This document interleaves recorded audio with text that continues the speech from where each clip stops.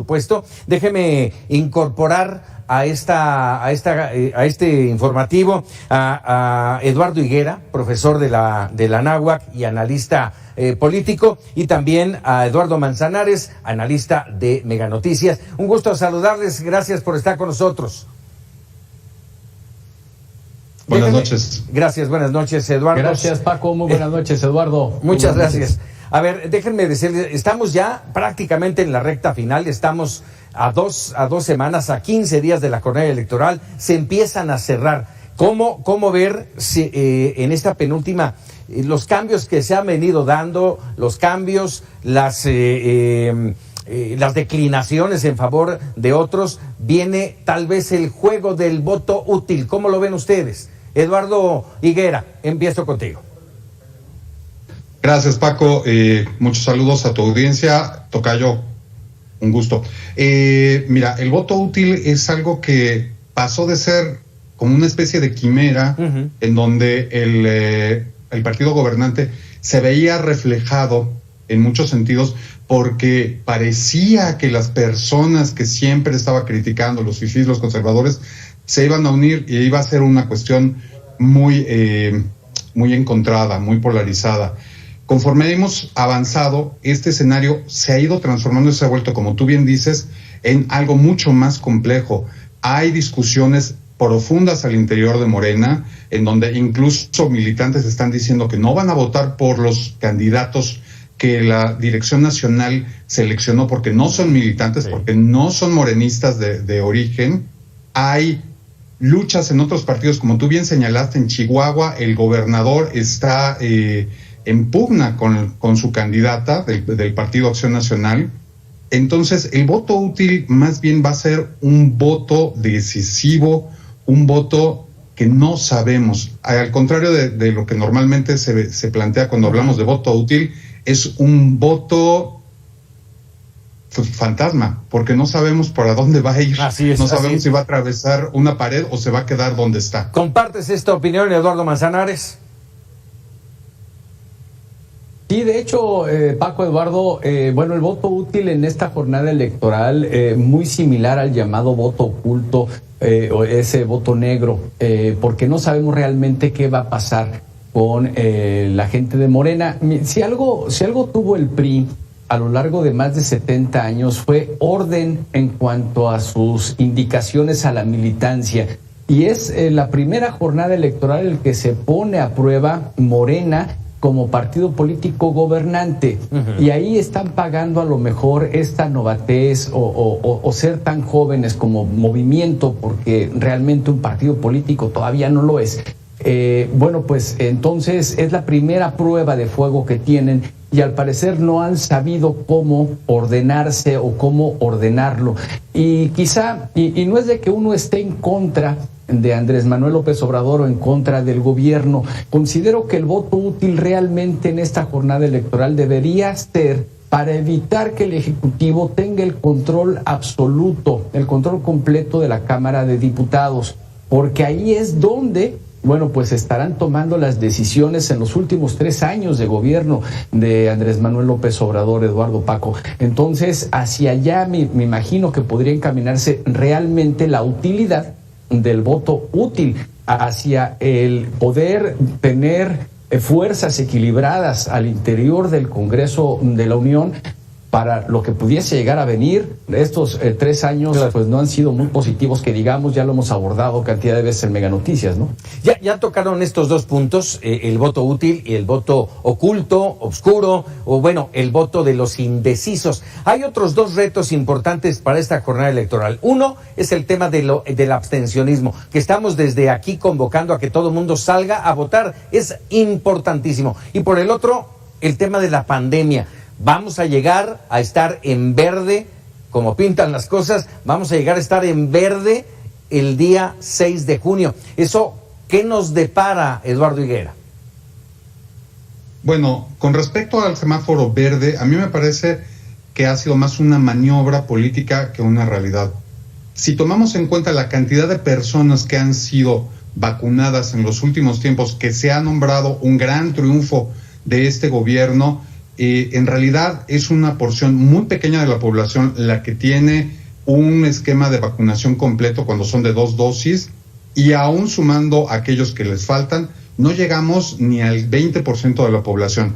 Eso aumenta el riesgo. El cambiar el semáforo a verde ha aumentado el riesgo de salir a votar, porque la gente siente que ya no hay riesgo y se baja la guardia, no se toman las precauciones. Afortunadamente, el Instituto Nacional Electoral y los institutos locales han desarrollado muy buenos protocolos para cuidar tanto a los funcionarios de casilla, que son ciudadanos, como a toda la sociedad que va a ir a votar. En cuanto al abstencionismo, desde mi punto de vista, una de las muy pocas cosas que tiene positivas la polarización política que estamos viviendo es que va a impulsar el número de votantes.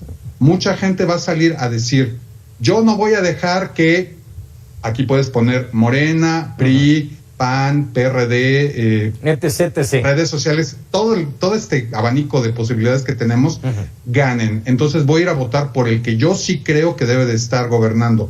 Yo creo que vamos a presenciar, no que una inexistencia del abstencionismo, pero sí una reducción con respecto a 2018.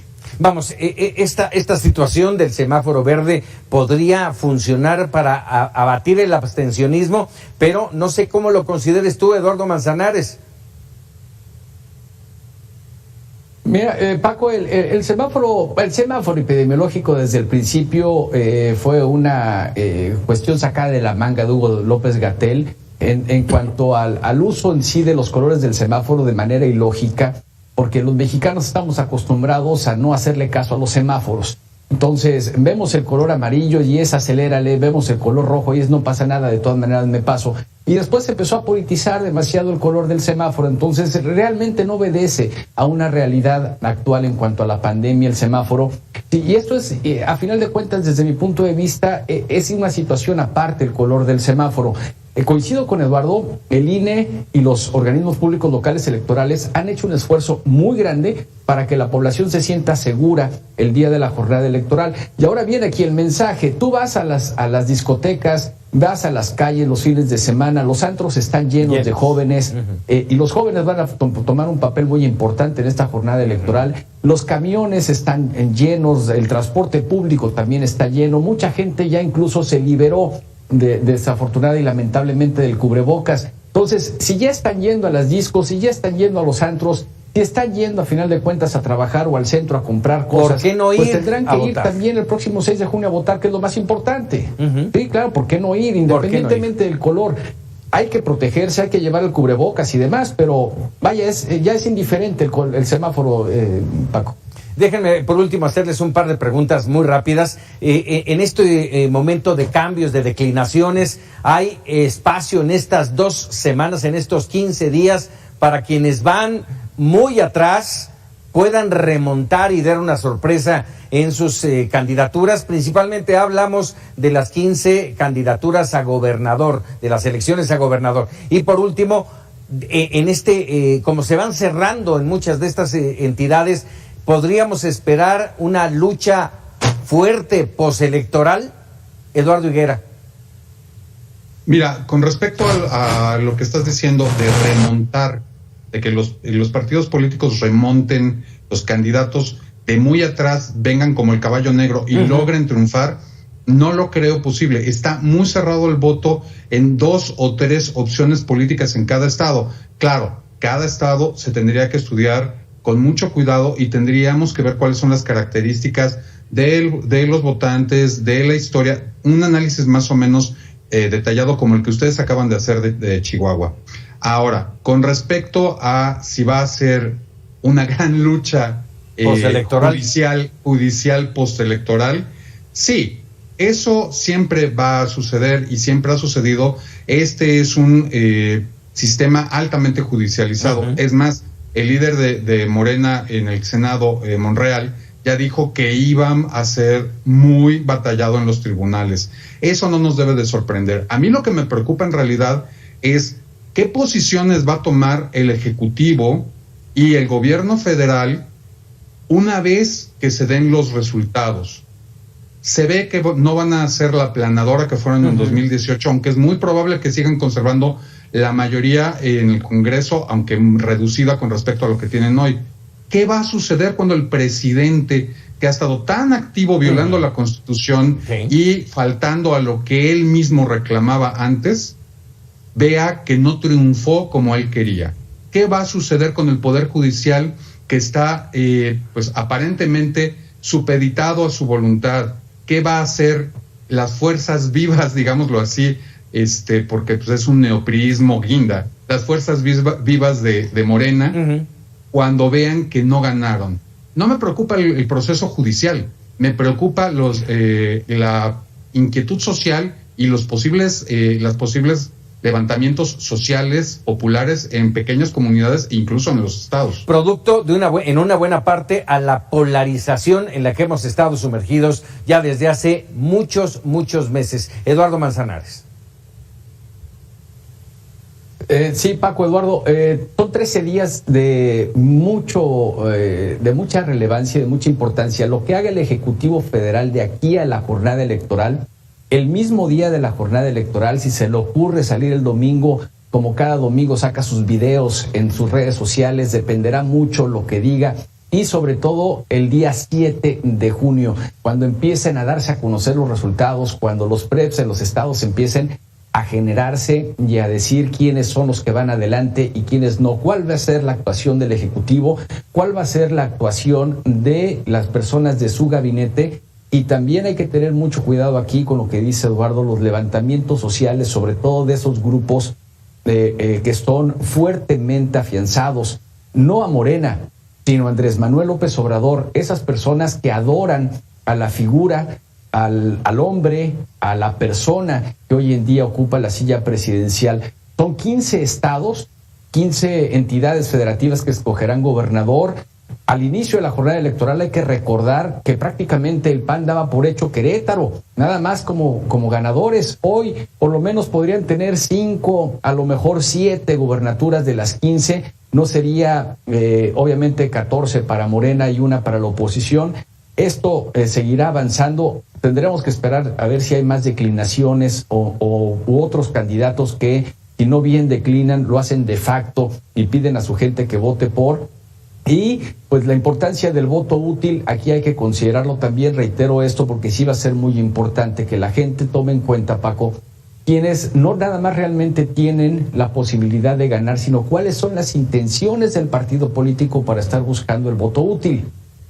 Caso, por ejemplo, Movimiento Ciudadano. ¿Para qué está pidiendo el voto útil Movimiento Ciudadano? Pues prácticamente para poder elevar el número de plurinominales que tiene en el Congreso, pide ayuda y es por eso que está solicitando el voto útil, porque quiere crecer como partido político y por eso también va de manera unitaria. Entonces, aquí es muy importante eso, pero sobre todo, no me preocupa, como Eduardo, coincido con él, la judicialización del proceso electoral, sino cómo se van a comportar las instituciones del Estado mexicano autónomas al Ejecutivo en este proceso electoral.